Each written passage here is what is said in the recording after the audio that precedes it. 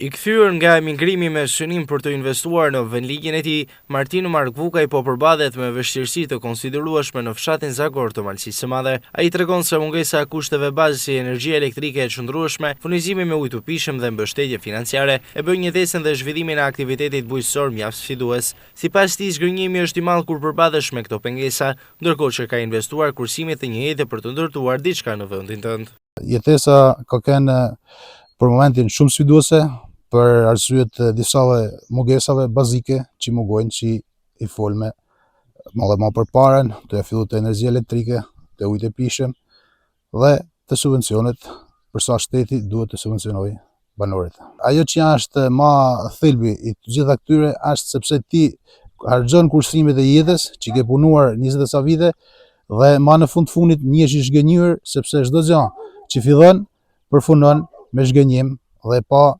sukses. Tu ja fillu për shembull si thamë tek Shërbela. Malësia e Madhe është një industri për sa i përket Shërbelës.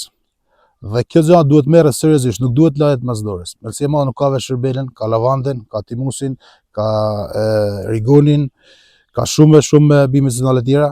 Prandaj nuk duhet lehet në harres. Malësia e Madhe ka njëtuar kohët e fundit me këto gjëra. Çdo herë që të kem një kundërshtim, unë do të çesën pa. Po jo se unë jam në krah kundër për të jetuar në vendin tem. Në vendin tem unë nuk do të lëshoj asnjëherë dhe nuk do të iun nga ky vend asnjëherë. Markvukaj thekson se mbështetja nga institucionet shtetërore për fermerët mbetet e pamjaftueshme. Ai apelon që zona Malësisë së Madhe të marrë vëmendjen e duhur dhe të mos lihet në harres, duke nënvizuar nevojën për politika më mbështetëse për zhvillimin rural. Gjithashtu ai ngren shqetësime për shpërndarjen e subvencioneve të naftës, duke pretenduar se ato nuk u shkojnë fermerëve në që kanë realisht nevojë, por përfundojnë në mënyrë të padrejtë tek individ të lidhur me struktura të caktuara. E kena marrë për vitin 2025. Por jo subvencionet për dulym të Shërbelës.